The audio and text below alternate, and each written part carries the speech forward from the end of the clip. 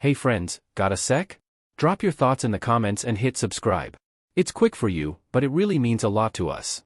Alright, let's dive into today's story. I never thought I'd be writing something like this, but I need perspective from people who aren't emotionally invested in my family dynamics. This situation has been building for months, and I'm at a complete loss. I'm Daniel Carter, 28, male, and I've worked incredibly hard to get where I am today. After graduating with a degree in software engineering, I landed a job at a tech startup that went public. Through careful investing and living well below my means for years, I managed to buy a house in Northern California last year, a beautiful 4-bedroom property with extensive grounds and a pool. It's my pride and joy, the result of 70-hour work weeks and sacrificing my social life throughout my 20s.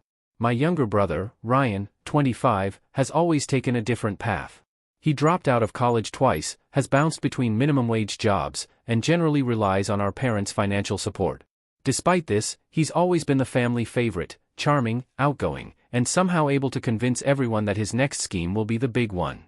Our parents, Thomas and Nancy, have always made excuses for him while holding me to impossibly high standards.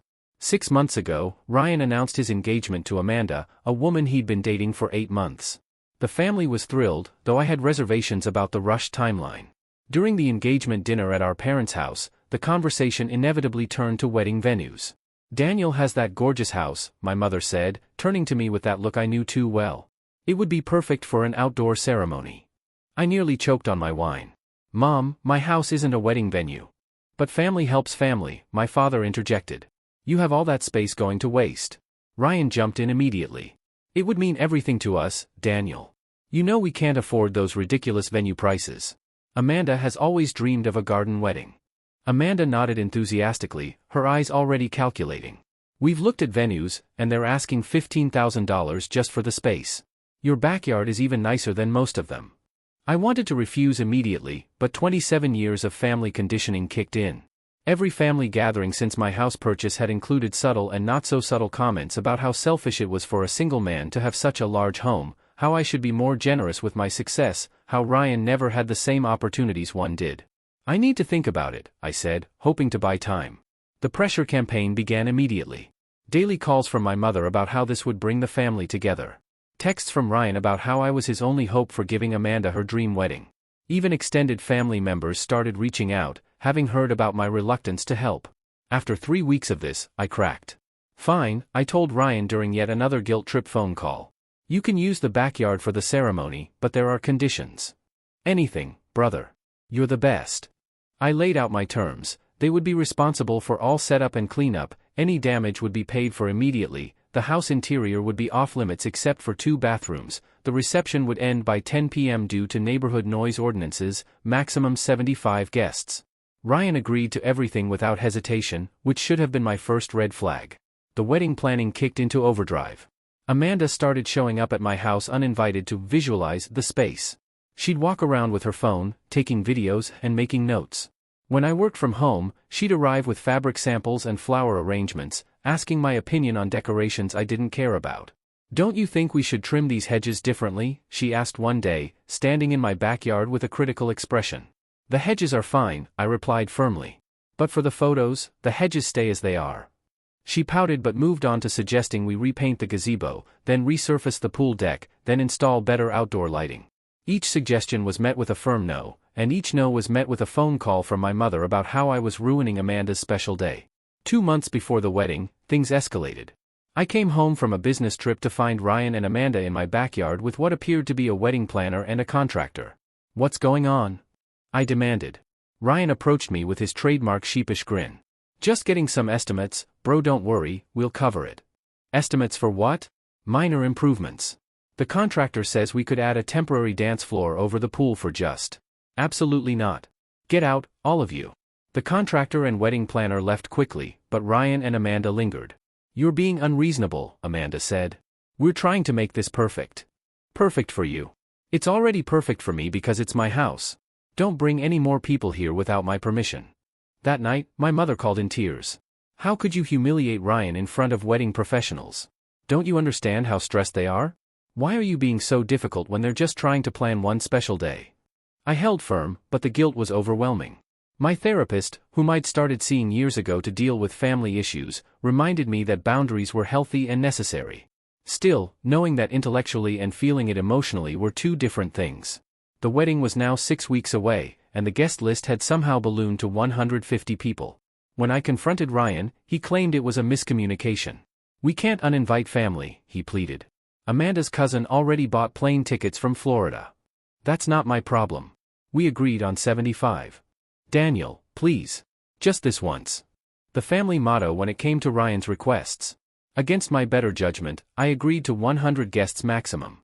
I also required a liability insurance policy for the event and a signed contract outlining all our agreements. Ryan seemed insulted but complied. 3 weeks before the wedding, I overheard something that changed everything. I was at our parents' house for Sunday dinner, arriving early to help my mother with cooking. Ryan and Amanda were in the living room, not realizing I was in the kitchen. "After the honeymoon, we'll already be settled in," Amanda was saying. "It'll be perfect timing." "You sure Daniel won't freak out?" Ryan asked. "Your parents will handle him. Besides, it's just temporary. 6 months, maybe a year, until we save enough for our own place. The master bedroom is incredible. I can't wait to redecorate it." My blood ran cold. I stepped into the living room. "What are you talking about?" They both froze.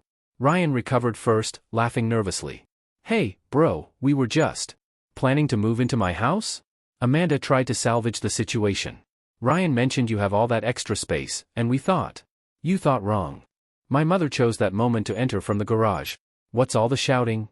"Ryan and Amanda seem to think they're moving into my house after the wedding," I said flatly. My mother's face lit up. "Oh, what a wonderful idea. You have 4 bedrooms, Daniel, and you're just one person." The argument that followed was explosive. My parents insisted I was being selfish. Ryan claimed I'd previously offered, a complete lie. Amanda cried about how they couldn't afford rent anywhere decent. I stood my ground, stating clearly that there was no circumstance under which they'd be living in my house. "Then maybe we should reconsider the venue," I added. The room went silent. "You wouldn't," my mother gasped. "Try me." The next 2 weeks were a cold war, minimal communication, passive-aggressive text messages, and several flying monkeys in the form of aunts and uncles calling to express their disappointment in my lack of family values. Then 5 days ago, everything imploded. My neighbor Laura stopped me as I was getting my mail. "Daniel, I'm so excited about the changes you're making to the house," she said brightly. "What changes?" "Ryan mentioned you're converting the basement into an apartment for them. He asked if we knew any good contractors." I saw red. I immediately called Ryan and demanded an explanation. "I was just gathering information," he said defensively. "For the future." "What future? You're not moving in. Amanda's pregnant." The words hung in the air. I processed this manipulation tactic with the calm that comes before a storm. "Congratulations. You're still not moving in. How can you be so heartless? Your nephew or niece will need a stable home. Then you better figure that out as their father." I hung up and immediately called my lawyer. Within 48 hours, I had a formal letter drafted stating that Ryan and Amanda were not tenants, had no claim to residency, and would be trespassing if they attempted to stay past the wedding reception end time. I also installed security cameras around the property and changed my locks. The family explosion was nuclear. My phone buzzed constantly with messages ranging from disappointment to outright rage. My father showed up at my house uninvited, demanding, "Stop this nonsense and support your brother's growing family." "I am supporting them by letting them use my property for free for their wedding," I responded. "That's thousands of dollars in venue costs I'm saving them." "That's not enough. Family means sacrifice. I've sacrificed enough. Ryan's an adult. He needs to provide for his own family." My father left, slamming the door so hard it rattled the windows. So, here I am, 1 week before this wedding, wondering if I should cancel the whole thing. I've given them an inch, and they're trying to take not just a mile, but my entire life.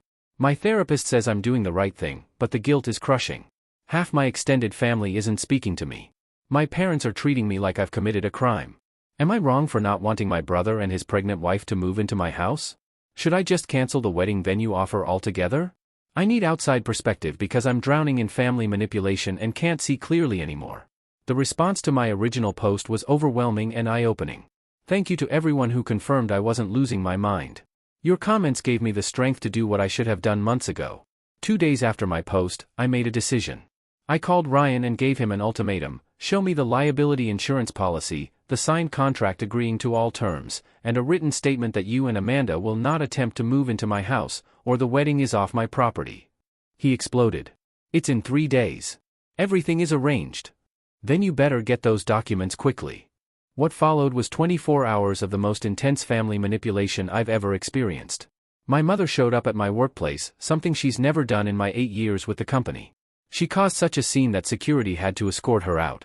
She was crying, wailing about how I was destroying the family.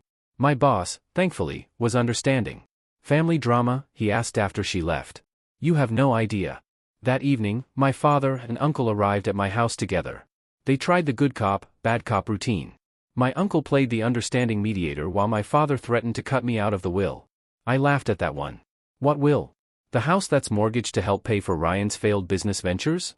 The retirement savings you cashed out for his car? Go ahead. Cut me out of nothing. They left when I threatened to call the police. The next morning, Ryan finally sent the insurance policy. It was for $1 million in liability coverage. Good. The contract, however, had been altered. Where it originally said, "Reception ends at 10 p.m., it now said, "Reception ends at a reasonable hour." Where it said, "Maximum 100 guests, it now said, "Approximately 100 guests." I called him immediately. "Nice try.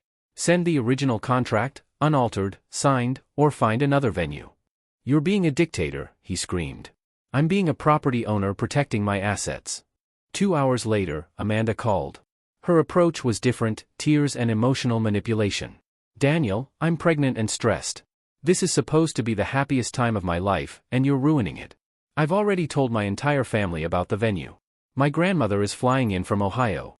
She's 82, and this might be her last family event. How can you do this to us? I'm not doing anything to you.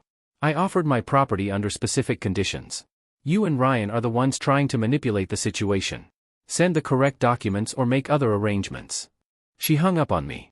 Last night at 11 p.m., Ryan finally sent the correctly signed contract and the written statement about not moving in. But here's the kicker, he also sent a group text to the entire extended family. Despite Daniel's threats and ultimatums, Amanda and I have agreed to his unreasonable demands because we have no choice 3 days before our wedding. We're heartbroken that money and property mean more to him than family. But we'll sign whatever he wants so our grandmothers can see us get married. The responses were swift and brutal.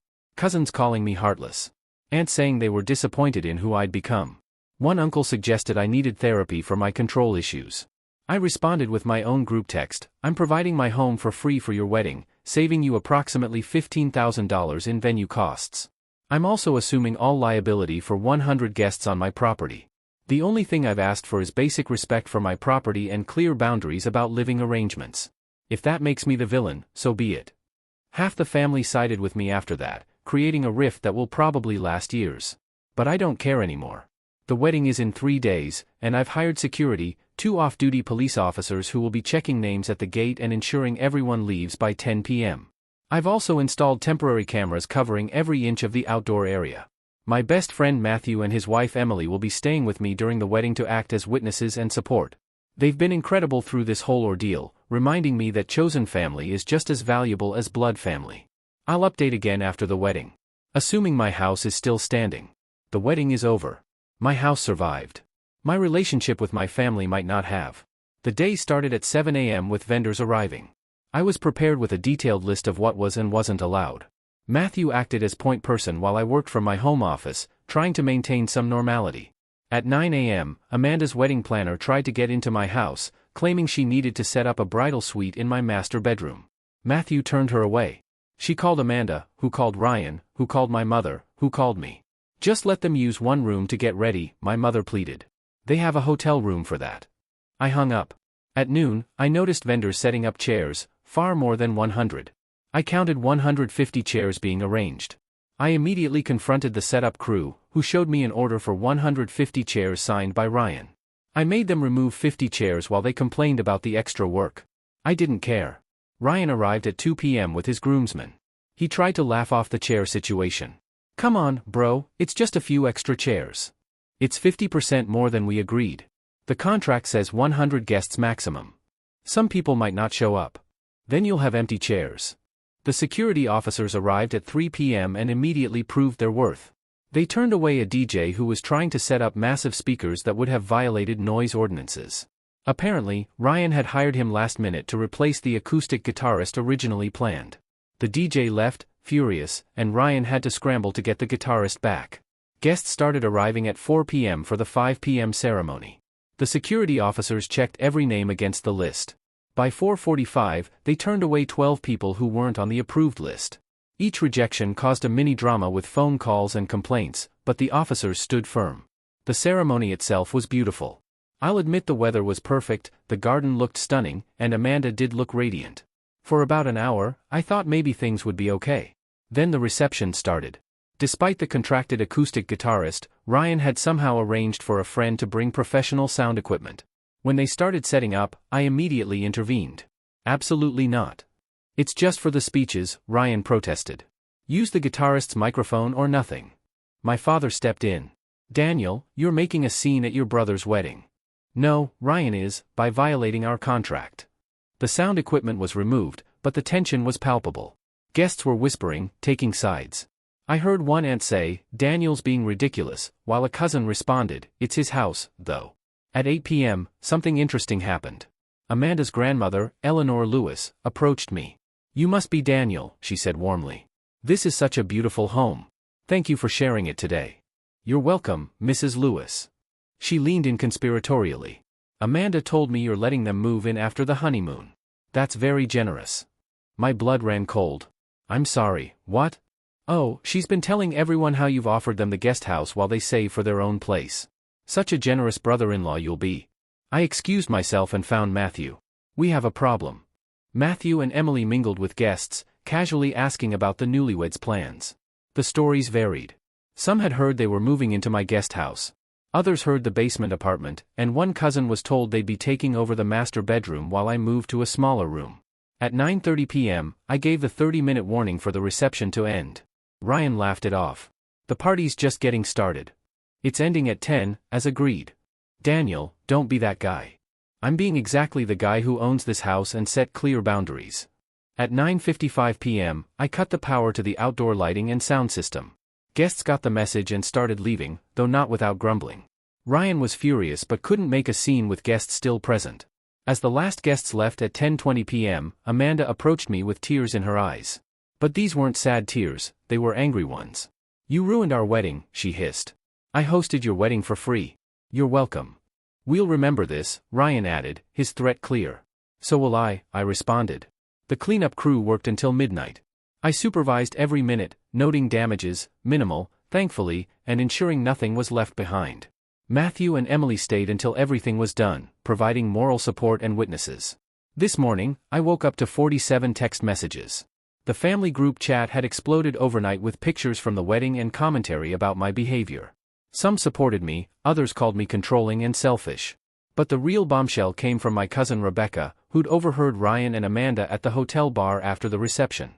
They were apparently telling Amanda's family that they planned to show up at my house after their honeymoon with their belongings, believing that family pressure and the pregnancy would force me to take them in. I've already scheduled a consultation with my lawyer for Monday to discuss a restraining order if necessary. I've also informed my security company that I'll need regular patrols for the next month. The wedding is over, but I have a feeling this battle is just beginning. I've debated whether to write this update for weeks. Part of me wanted to leave this chapter of my life behind, but I know many of you invested in this story deserve closure. Plus, writing it out helps me process everything that's happened. Ryan and Amanda returned from their 2-week honeymoon in Cancun, paid for by Amanda's parents, exactly as my cousin Rebecca had overheard them planning.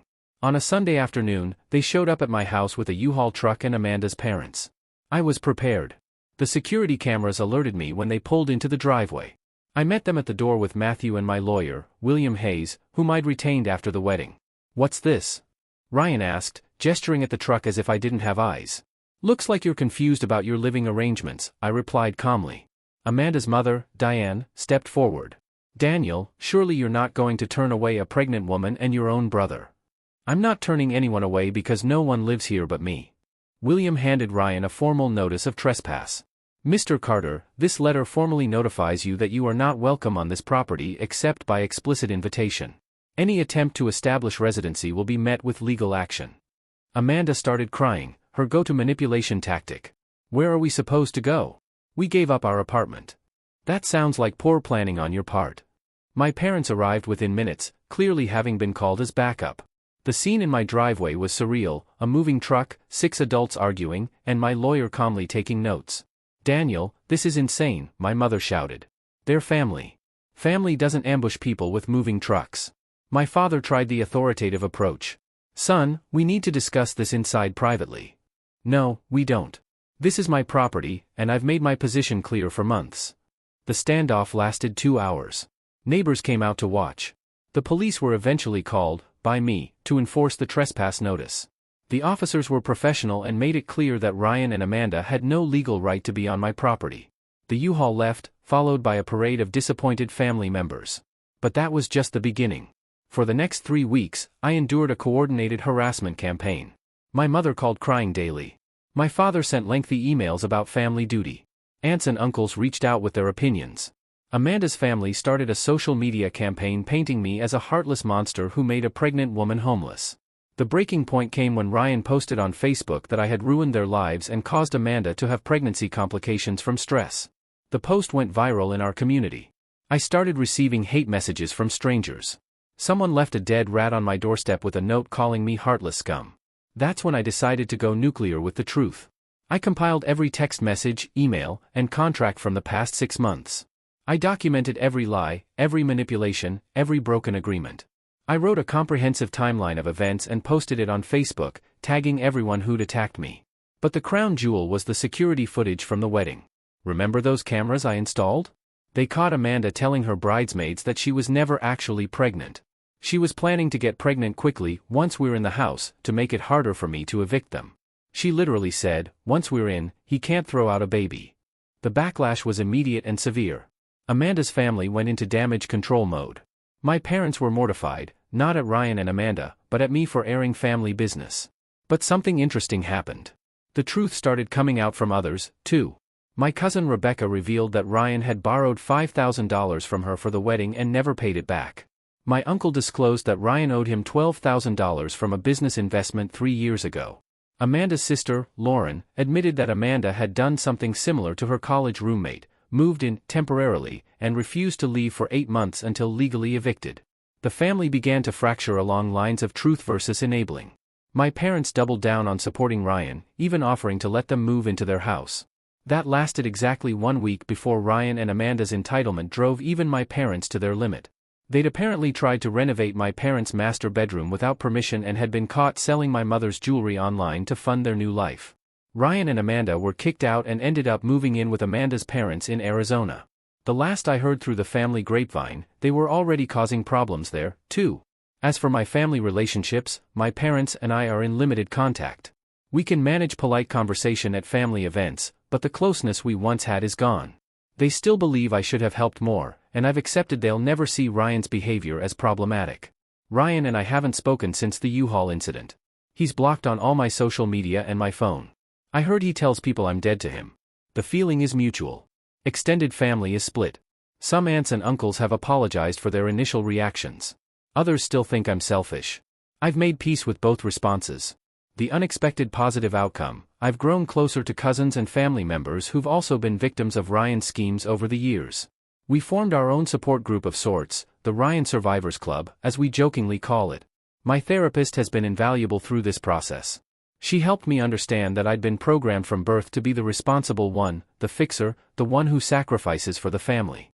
Breaking that programming was painful but necessary. I've also learned the power of boundaries and documentation. Every interaction that felt off, I documented. Every red flag, I noted. When the time came to defend myself, I had receipts for everything. The house is peaceful now. I've installed a better security system and have made it clear to the entire family that surprise visits are not welcome. I'm dating someone new, Sarah Bennett, who's been incredibly supportive and understanding about my family drama. She actually thanked me for having such strong boundaries, saying it showed her I wouldn't let people walk all over us if we became serious. Looking back, I ask myself if I could have handled things differently. Maybe. But I don't regret standing my ground. My home is my sanctuary, my safe space, my achievement. I worked hard for it. And no one, not even family, has the right to take that from me. For those of you in similar situations, here's my advice. 1. Trust your gut when something feels off. 2. Document everything. 3. Get legal help early, not as a last resort. 4. Don't set yourself on fire to keep others warm. 5. Remember that no is a complete sentence. 6. Family isn't a free pass for abuse or manipulation. 7. It's okay to cut toxic people out, even if they're related to you. Thank you to everyone who supported me through this journey. Your comments and messages kept me sane when I felt like I was going crazy. I'm in a much better place now. And while I've lost some family relationships, I've gained self-respect and peace of mind. And no, before anyone asks, Ryan and Amanda are not actually pregnant. That was confirmed by Amanda's sister, Lauren, who reached out to apologize for her family's behavior. Apparently, it was all a manipulation tactic that Amanda has used before. My house remains my house.